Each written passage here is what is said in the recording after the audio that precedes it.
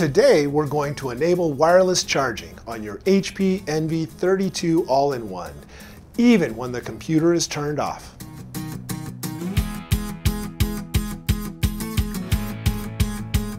Hi, and welcome to HP How To For You, HP's customer support vlog. I'm Steph, and this is Bill, and we are here to bring you tips, tricks, and how-to information to help you get the most out of your HP products.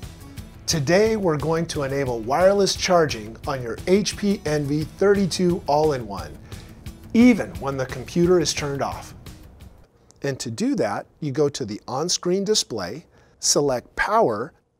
You will see that Energy Saver is automatically selected. In this mode, the following functions will be disabled during power sleep and power off status: USB fast charging, wireless charging, and HP Envy Bluetooth speaker.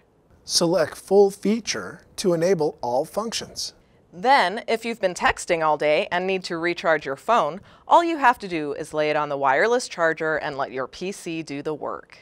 And that's a wrap! You can find more videos like this on our YouTube channel at youtube.com/HPSupport. Bye!